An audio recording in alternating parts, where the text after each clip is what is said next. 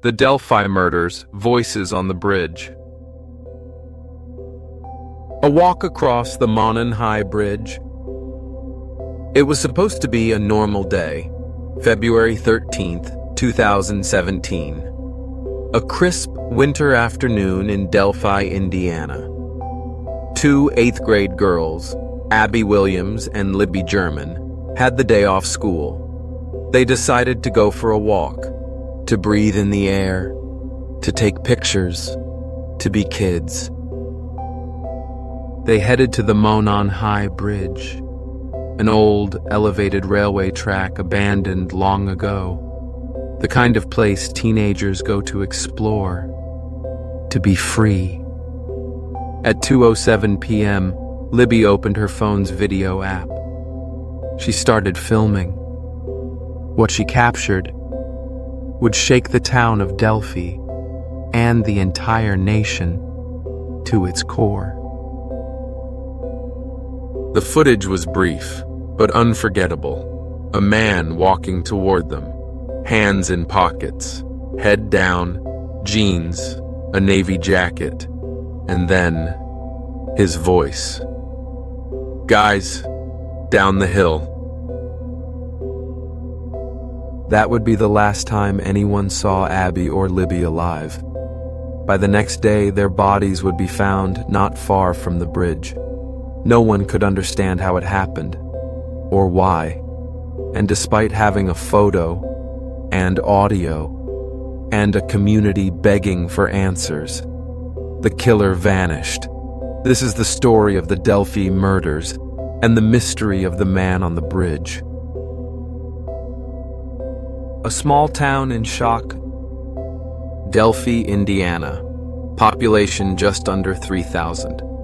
The kind of town where everyone knows everyone. Where kids ride bikes past cornfields. Where news travels faster than it should. When Abby and Libby were reported missing on the evening of February 13th, the town mobilized instantly. Volunteers gathered flashlights, dogs were deployed, ATVs roared through back trails. By the next morning, February 14th, 2017, the mood shifted. The girls weren't just missing anymore. They had been found. Near the banks of Deer Creek. Murdered. Police never released full details. No official cause of death. No confirmation of what was done to them. But what leaked out, from hushed conversations, secondhand reports, and courtroom whispers, was chilling. Their bodies were posed. Certain items had been taken or left behind, and there were signs of ritualistic behavior. The community was devastated. Schools closed. Vigils were held. And then, just days later, police dropped a bombshell. They released a still image, a grainy snapshot of a man in a navy blue jacket walking the bridge. Then came the voice. "Guys, down the hill." Libby German had recorded the man on her phone, just minutes before the murders. A teenage girl, thinking fast, braver than most. She captured her killer. But even with a photo, even with audio, they still didn't know who he was, and worse, he might still be out there, watching. The sketches, the suspects, and the silence. The image of the man on the bridge quickly became national news. Every news outlet, every podcast, every true crime YouTuber featured the same frame. Head slightly down, hands in pockets, unrecognizable, and unforgettable. Then, in July 2017, 5 months after the murders, police released something new. A sketch of the suspect. It showed an older man with a thick goatee and a cap. Serious, stern, possibly in his 40s or 50s.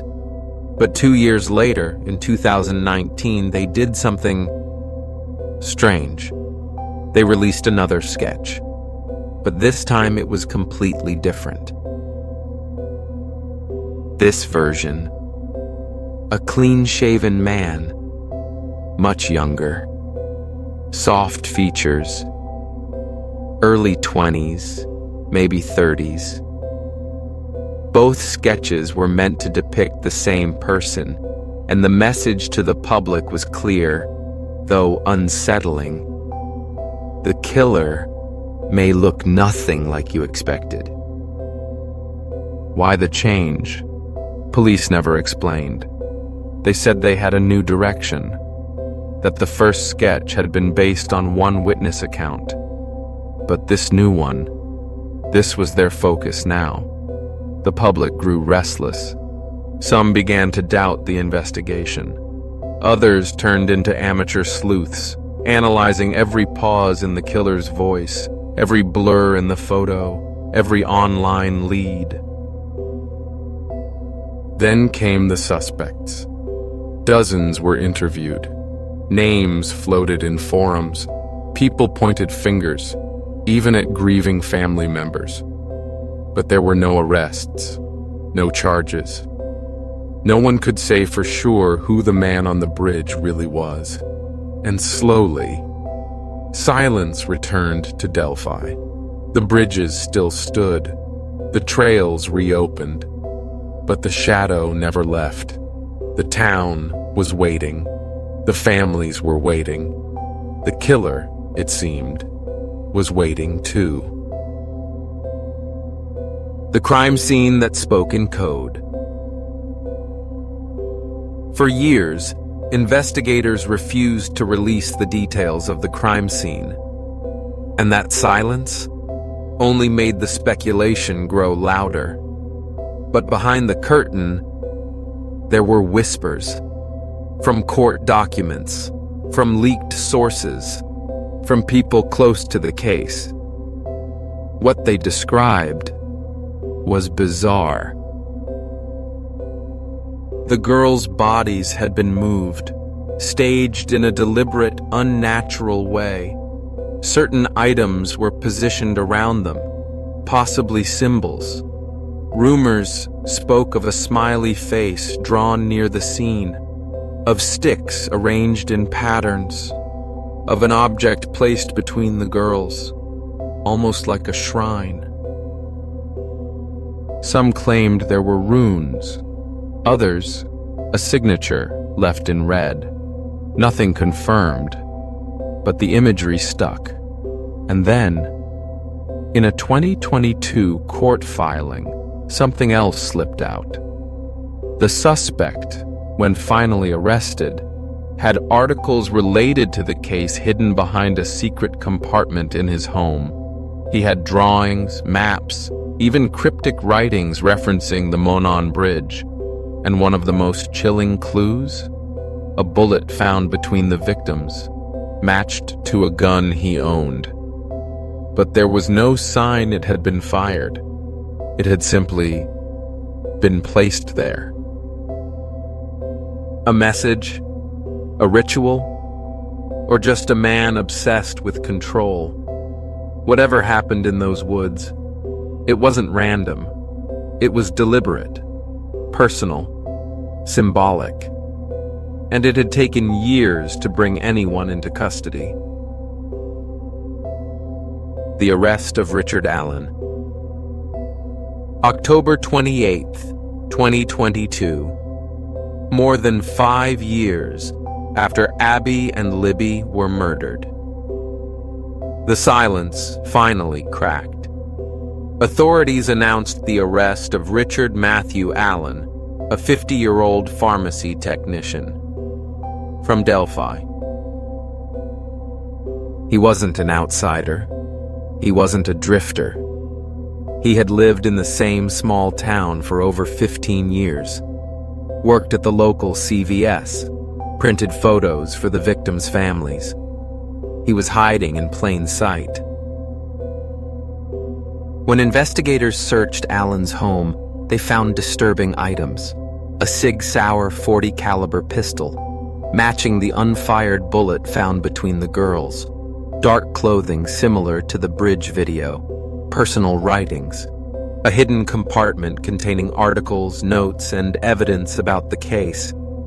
And even more chilling, Alan had confessed, at least partially, during a jailhouse phone call to his wife. He said, "I did it. I was the one on the bridge." But the case wasn't simple. His attorneys argued he was being framed, that the evidence was weak, that the confessions were taken out of context. And then came the most controversial twist. They claimed the murders had been part of a ritualistic cult activity, and that Alan was not alone. Was it a desperate legal strategy, or the key to something even darker beneath the surface? One thing was clear. After 5 years of speculation, the story of the Delphi murders had only gotten stranger. The cult theory and Odinist allegations.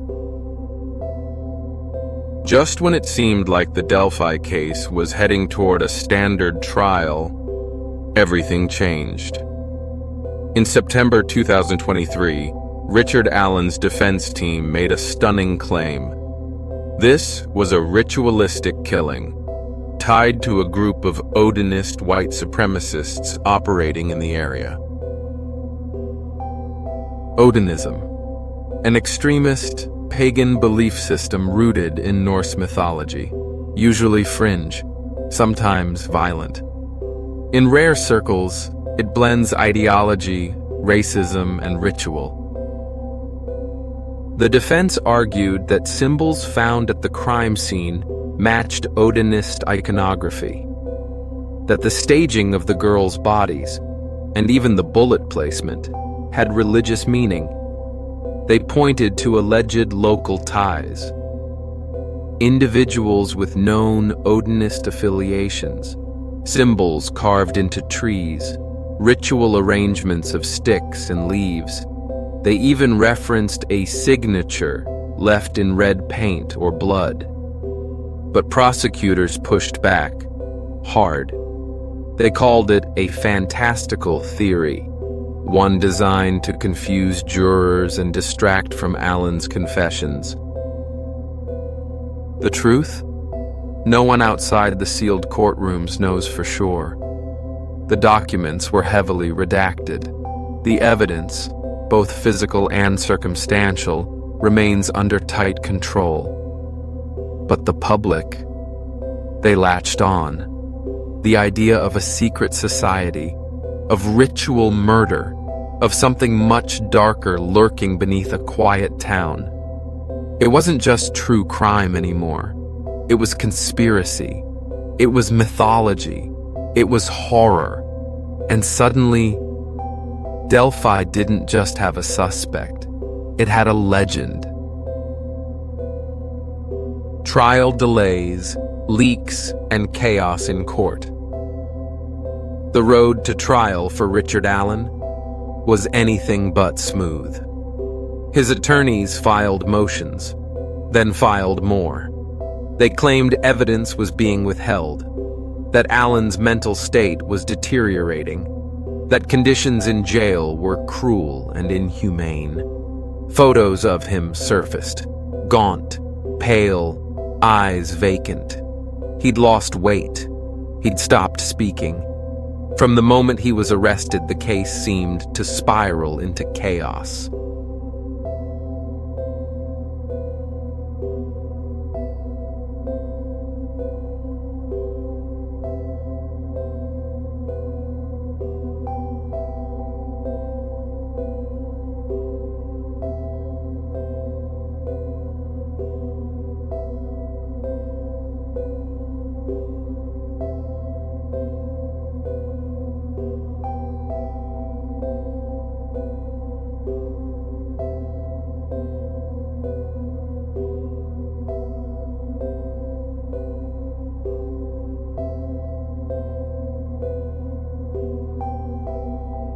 Then, in October 2023, Allen's defense attorneys, both of them, abruptly withdrew from the case.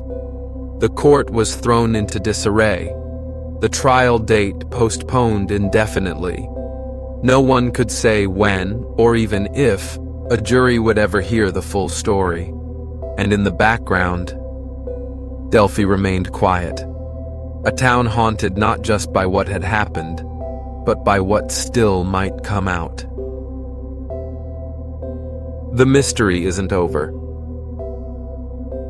The story of Abby and Libby was supposed to end with justice, with handcuffs, with closure, with certainty. But here we are, years later, still asking the same questions. Is Richard Allen the man on the bridge? Is there more than one killer? Were the girls chosen at random, or by design? And what about the symbols, the sketches, the ritual? Is it all conspiracy, or is something darker hiding just beneath the surface? We may never know, because sometimes in true crime, even when you catch the suspect, you still don't catch the truth. This case was always about more than evidence. It was about two young girls who refused to go quietly. Libby had the presence of mind to record her killer, to leave behind the very clue that one day might bring him down. That takes courage. That takes instinct. That takes something most adults don't even have. The bridge still stands. The woods are still there. But Delphi has changed forever. And for the rest of us, we're left with an image, a voice, and a town that still whispers, "Guys, down the hill." This is the American Mysteries Archives. We'll see you in the next episode. And until then, stay alert. Some voices echo forever. Subscribe for more chilling mysteries. Thanks for being here. See you in the next time.